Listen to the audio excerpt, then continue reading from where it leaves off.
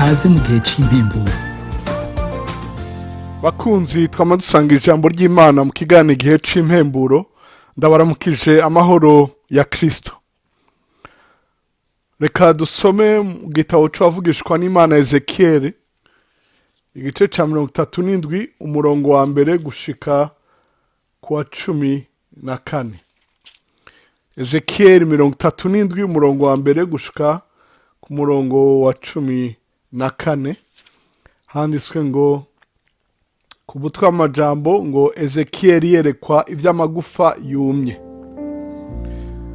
Ukuboko kuhoraho kwanje ko ansohokana ndi muri mpwemu wiwe, anshira hagati mu kiyaya cuzuye amagufa, ancisha irya nino yayo, maze mbona ari menshi cane muri ico kiyaya, kandi yari yumye gose. Maze arambaza ati, mwana w'umuntu, mbega aya magufa yoshobora kuba mazima? Ndishura nti, mwami uhoraho, ni wewe wobimenya. Arongera arambara ati, vugira kuri aya magufa uyabarire uti, yemwe mwa magufa yumye, nimwumve ijambo ry'Uhoraho. Ukuri k'umwami Uhoraho abarira aya magufa, atengira nshira impwemu muri mwebwe, nuko muraba bazima. Kandi ngira mbashire kw'imitsi, mbazerane kw'inyama, mbarenze k'urukoba, mbashiremwo impwemu, nuko muraba bazima. Kandi muramenye yuko jewe nduhoraho. Nuko nca mvuga nk'uko mbariwe, maze nkiriko ndavuga haba umuturagaro, mbona isi itigita, amagufa arafatana, igufa na rigenzi ryaryo. Ngize ntya mbona ariko imitsi, maze inyama ziyazako, urukoba ruzirengako, ariko nta mpwemu zari bwajemo. Maze arambara ati, vugira ku muyaga uvuga, mwana w'umuntu, ubarira umuyaga uti, uku niko umwami Uhoraho agize ati, ngwino muve ku miyaga ine mwa mpwemu, muhumekere kuri abo bishwe babe bazima. Nuko nca mvuga nk'uko ambariye, impwemu zibinjiramo baba bazima, baravyuka barahagarara ari ingabo nyinshi cane. Nuko arambara ati, mwana w'umuntu, ayo magufa n'uwo muryango wose wa Isirayeli. Ehe, baravuga bati, amagufa yacu arumye, n'ivyizigiro vyacu birabuze, turashize gose. None vuga ubabarire uti, uku niko umwami Uhoraho agize, tenzorangaza imva zanyu, mbaduze muve mu mva zanyu mw'abantu banje, kandi nzobashikana mu gihugu c'Isirayeli. Nuko muzomenya yuko jewe nduhoraho, igihe nzoba ndangaje imva zanyu, nkabaduza mukava muri zo mw'abantu banje, kandi nzobashiramo impwemu wanje, mube bazima, mbashire mu gihugu canyu bwite, maze muzomenya ko ari jewe Uhoraho nabivuze, kandi ndabishikije niko Uhoraho agize. Imana ishimirwe ijambo ryayo. Ijambo dusangira muri iki gihe ni ijambo rivuga ngo urafise ijambo ry'ukuzuka, canke uvuge ijambo ry'ukuzuka. Imana ihabwa icubahiro. Aha turabona inkuru itangaje. Aba bari abantu bariho, mugabo mpwemu yera yereka Ezekiel abantu bapfuye, mbere basa n'abapfuye kera, n'amagufa yamaze kuma cane, igufa ryaratanye na rigenzi ryaryo, kandi bari mu mva. Uhoraho yamweretse bari mu mva zugaye, ariko Uhoraho amara ngo genda uyavugire kuvuge ngo muraba bazima, murava mu mva, murasubira mube mazima, mube bazima. Imana ishimwe cane.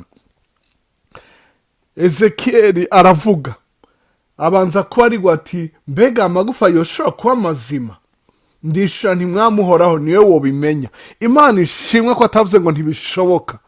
Imana ishimwe ko atavuze ngo we haraho wigeze ubona amagufa nk'aya aba mazima. Ku murongo wa 4 ngo arongera arambara ati, vugira kuri aya magufa. Ntiyamare ngo sengera aya magufa, yamare ngo vugira kuri aya magufa. Imana ihabwa icubahiro.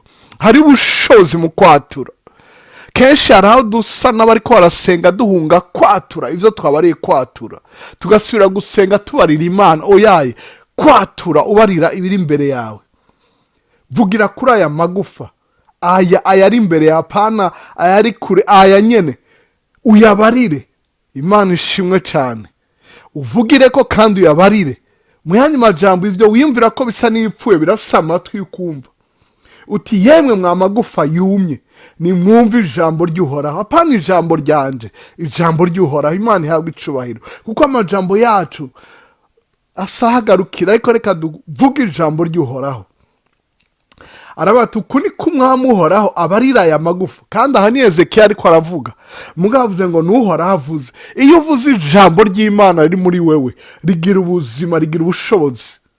Imana ihabwe icubahiro. Uku ni ko umwami Uhoraho abarira aya magufa, atengira nshire mwemu muri mwebwe, nuko muri abazima. Kandi ngira mbashire ko imitsi, mbazane ko inyama, mbarenze ko urukoba, mbashiremo impemu, nuko muri abazima. Kandi muramenye ko jewe Uhoraho, nuko nca mvuga nk'uko mbariwe. Imana ishimwe cyane. Ntihavuga ngo mbanza kuvyiyumvirako, ntihavuga ngo ndabanza kubisengera, nca mvuga nk'uko mbariwe. Imana ihabwe icubahiro. Maze nkiriko ndavuga, oh haleluya, ndakwifurije kubona igitangaza cyawe gikoreka ukiriko uravuga. Maze nkiriko ndavuga, haba umuturagaro, mbona isi itigita, amagufa arafatana, igufa na rigenzi ryayo, ngizenya mbona ariko imitsi, maze inyama ziyazako, urukoba ruzirengako, ariko nta mpwemu zari bwajemo. Maze arambarira ati vugira ku muyaga, vuga mwana w'umuntu, ubarire umuyaga. Uku ni ko umwami Uhoraho agize ati ngwino muve ku miyaga ine mwa mpwemu, muhumekere kuri abo bishwe babe bazima. Nuko nca mvuga nk'uko ambariye, impwemu zibinjiramo abazima, baravyuka barahagarara ari ingabo nyinshi cyane. Imana ihabwe icubahiro. Umukozi w'Imana umuhisi Bonke agitangura gukoreshwa ibitangaza, n'umuntu yakoreshejwe ibitangaza vyinshi. Hari n'igihe yigeze gusengera umuntu yapfuye arazuka mu gikorane ciwe muri Nigeria. Umupastori yagize isanganya arapfa kubwo kwizera ko umukenyezi yamujana mu gikorane. Bonke ariko arigisha, ariko arasenga, wa mupastori arazuka. Iyo video yaraciye kuri YouTube n'ahandi, urashobora kuyibona. Ni ntayitangaje ingene yagiye mu ijuru akagaruka uwo mupastori.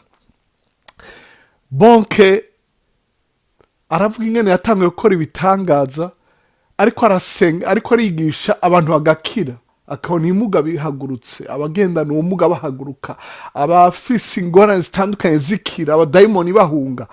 Atashe ku ihoteli yaho yari yashikiye, atangura kwibaza ivyo ari vyo.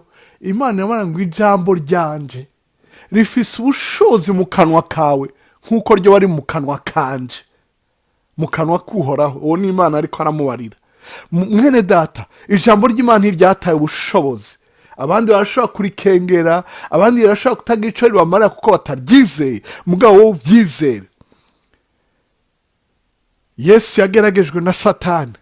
Satani aza atasanga uri umwana w'Imana, abanza kumutera gukekeranya, kandi yaheruka kubarirwa n'ijuru ryugurutse avuye muri Yorodani kubatizwa, ngo nguyu umwana wanje nkunda akampimbara. Imana ihabwe icubahiro, abantu bose babibona. Ariko Satani ntiyatinyaza atasanga uri umwana w'Imana.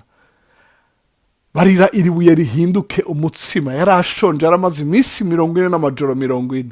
Yesu aravuga ngo biranditswe ngo umuntu ntatungwa n'umutsima gusa, ariko n'ijambo ryose riva mu kanwa k'Imana. Satani amujana ahandi hejuru y'urusenge ngo yikorore hasi.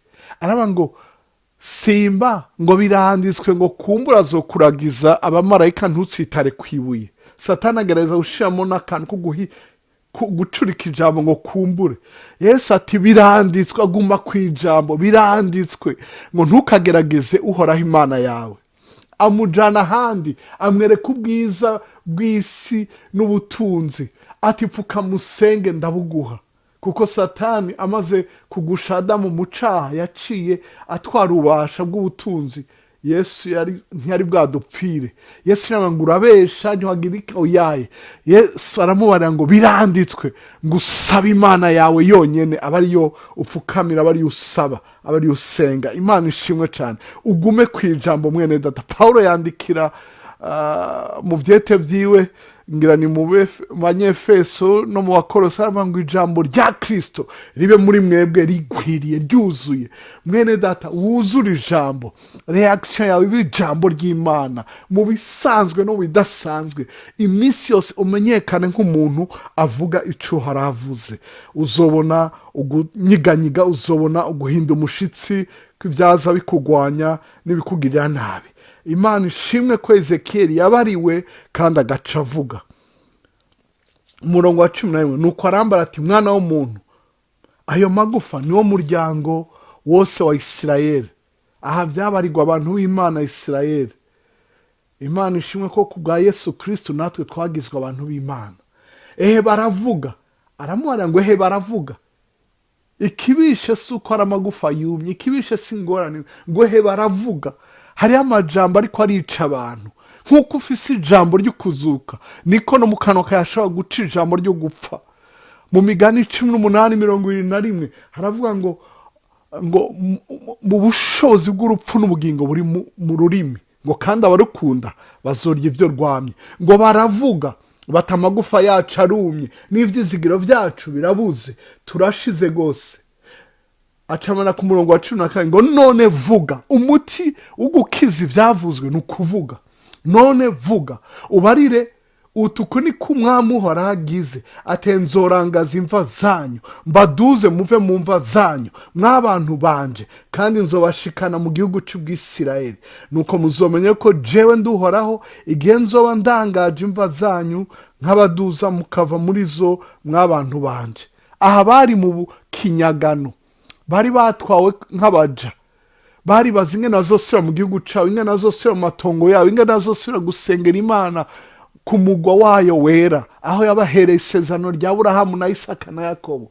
Aravuga ati nzobaduza, nzobakura mu mva muri ivyo vyabishe, aho mwapfire nzobakura mbashire mu gihugu canyu c'Ubwisirayeli. Nuko muzomenya ko jewe nduhoraho, igihe nzoba ndangaje imva zanyu nk'abaduza mukava muri zo mw'abantu banje, kandi nzobashiramo mpwemu wanje mube bazima, mbashire mu gihugu canyu bwite, maze muzomenya ko ari jewe uhoraho nabivuze. Haleluya! Kandi nabishikije ni ko uhoraho agize. Imana ishimwe cyane. Bitangura no kuvuga bigaheza no kuvuga. Hari ijambo ry'ukuzuka. Muri uyu mwaka wo kuzuka ndakwifurije kwatura ijambo ry'ukuzuka aho uri hose, mu vyawe no mu bawe. Imana iguhezagire. Imana mu kurema isi yikuye mu busa, mu buziba, mu bintu bidafise forme, yaravuze ntihabeho umuco, umuco ubaho. Yaravuze igira ireme n'umwana w'umuntu, yavuze ngo hinge tureme. Yaravuze hari ubushobozi n'ubi. Yesu yavuze ngo data arakora nanje ndakora. Paulo yandikira abanyefeso ngo twigane Imana nk'abana ikunda, twige kuvuga nk'uko Imana ivuga, ntiturongogwe na opinion z'abantu n'ivyumviro by'abantu gusa. Simvuze ko ivyumviro by'abantu byose ari bibi, ariko hari igihe abantu bavuga gusa biriho, bakarongogwa n'ivyo babona, ariko ntiturongogwa n'ivyo tubona, turongogwa no kwizera. Imana iguhezagire, wafashe umwanya ukudutega yombi. Watura ubugingo mu munsi wawe, watura ubugingo mu ndwi yawe, watura ubugingo ubuzima mu kwezi, mu mwaka, mu biri imbere yawe, mu vyawe no mu bawe. Iyo misozi kubise, iyo misukoni yume, ibiranduka biranduke, ibimera bimere, ivyubakwa vyubakwe, ibisenyuka bisenyuke, kubw'ijambo ry'ukuzuka riri imbere yawe, riri muri wewe. Nkuko Mose yavuze ngo ijambo riri muri wewe kandi riri hafi yawe. Imana ibahezagire, Imana ibagire neza. Murakazuka imisi yose.